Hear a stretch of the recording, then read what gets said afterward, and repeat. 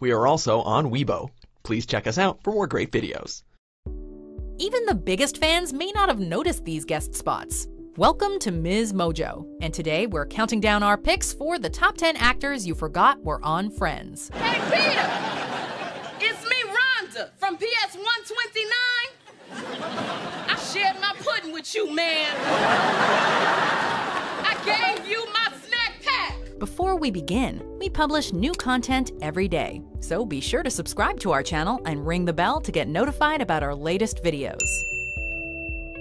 For this list, we're looking at the small roles played by famous actors on Friends who went on to do even bigger and better things. Oh, yes, our system ensures total anonymity. We're very proud of it. You should be. Number 10, Jim Rash. That was just my crazy friend. She told me I should get off the plane because she had a feeling that there was something wrong with the left phalange. Okay, that doesn't sound good. This actor, who's now most well known for his role on Community, actually made a small appearance in the series finale of Friends. While he's recognizable as the flustered Dean Craig Pelton of Greendale Community College, his role on Friends was actually not that dissimilar.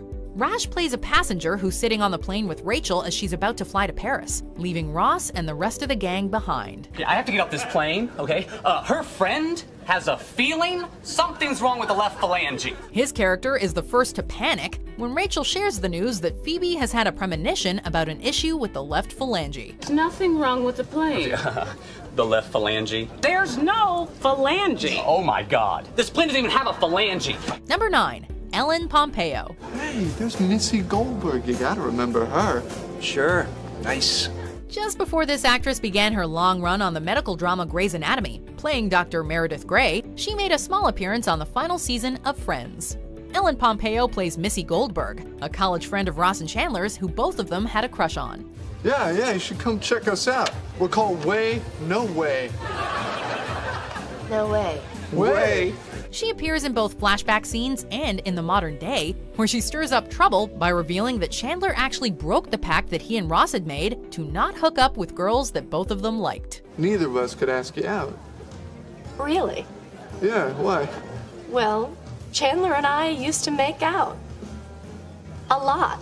Number 8, Hugh Laurie. It was all just a way of Oh!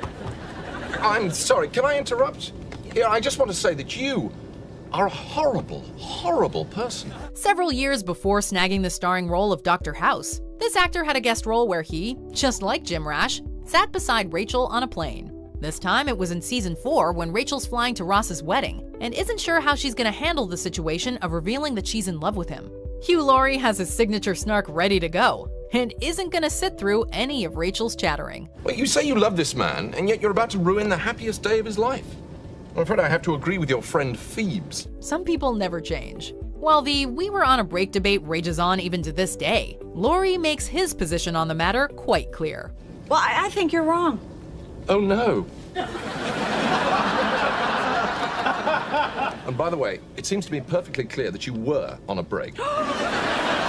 Number 7, Craig Robinson. If I had to work here, I'd kill myself. But you obviously haven't. One of the best episodes in the later seasons of Friends features Phoebe deciding to change her name to something ridiculous when she finds out that she has the power to make it whatever she wants. The government agency she goes to just happens to be staffed by a familiar face. It can be anything you want. Well, not anything.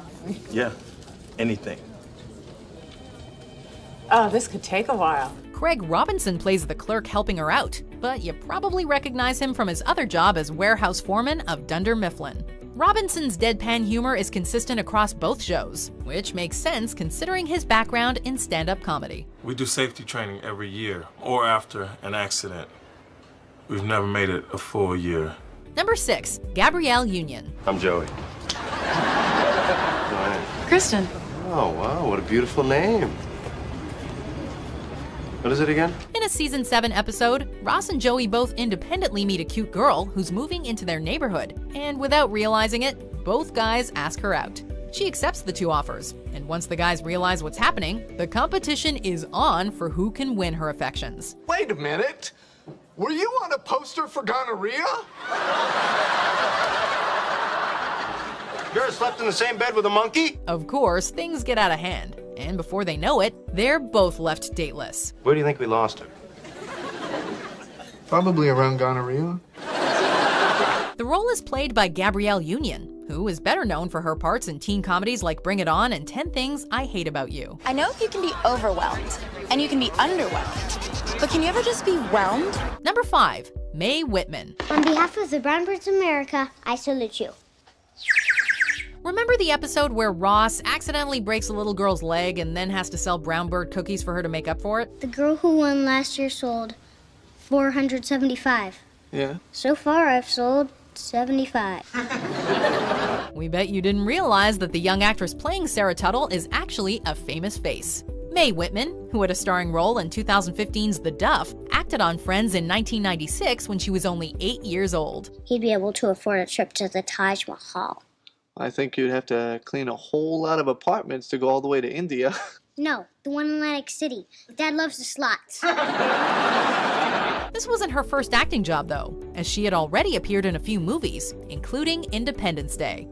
Number 4, Jane Lynch. What a hole. So, what do you think? Love it. It's hard to separate actress Jane Lynch from her role as William McKinley High's sadistic cheer coach, Sue Sylvester. What are you doing? Throwing sticks at your head? I'm gonna crush you at regionals. But years before she donned her famous tracksuit, she had a blink-and-you'll-miss-it role on Friends. In the show's final season, she plays Monica and Chandler's real estate agent, who helps them find their house outside the city. We may have been sad they were leaving their iconic apartment, but at least Lynch's character didn't manage to find a way to torture them. Number 3, John Stamos. Do you have a history of mental illness in the family? No. Although I did have an uncle who voted for Dukakis. That's really not the kind of thing we're looking for, Zach. The storyline where Monica and Chandler are having trouble conceiving a child was a poignant one, especially for fans who had experienced similar fertility issues. The show managed to add a lot of levity to the situation, though, throwing comic problems their way throughout the process. John Stamos of Full House fame played Zach, one of Chandler's co-workers who the couple was considering as a potential sperm donor. Heart disease, Alzheimer's, gout. You guys don't have people for dinner a lot, huh? Unfortunately, they scared him off due to Monica's signature high-maintenance craziness, asking questions about mental illness and gout. Oh, no, I should get home. I'm kind of tired. Are you just tired now, or are you always tired? Because that could be a sign of clinical depression. No, it's just tiring having to figure out the age at which all my grandparents died.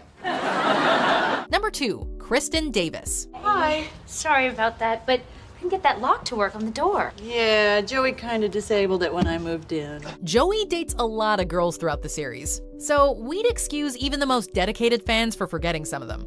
In season 7, however, he actually meets someone who he thinks he might be able to settle down with. Kristin Davis plays Erin, though she's better known for her role as Charlotte on Sex and the City, which was already in production when she took this guest spot on Friends. I'll call you. Oh, and I'll call you too. Or I'll call you. And call me. Charlotte and Erin do not have much in common, considering Erin is laid back and loves sports, while Charlotte is a little less down to earth. I'm sorry. It's just, there's no real spark. No spark? Didn't you sleep together? Yeah. Oh, tramp. Before we unveil our number 1 pick, here are some honorable mentions. No, I am not alone. Joey's here. What do you mean, Joey who? Tribbiani. Joey Tribbiani. Wow. Here it comes. This is a great picture. Oh, really? You think so? You know, I had just rolled right out of bed. Yeah, well, you look phenomenal. What are you, 8? Oh, okay. Let's say your great idea. I don't have any great ideas. I am 8. Number 1, Jennifer Grey. The truth is, at the end of the day, I still really want to be Mrs. Dr. Barry Farber.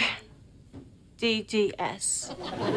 One of the most under-the-radar guest stars ever featured on Friends is an actress who found fame in 80s teen movies. Jennifer Grey is known for starring in Dirty Dancing and playing Ferris's sister in Ferris Bueller's Day Off, but in the mid-90s, she appeared in a single episode of Friends as Rachel's old friend Mindy. But you're like my oldest friend in the world, except for maybe Laurie Schaefer, who I don't talk to anymore because she's all bitter now that she lost the weight, and it turns out she doesn't have a pretty face.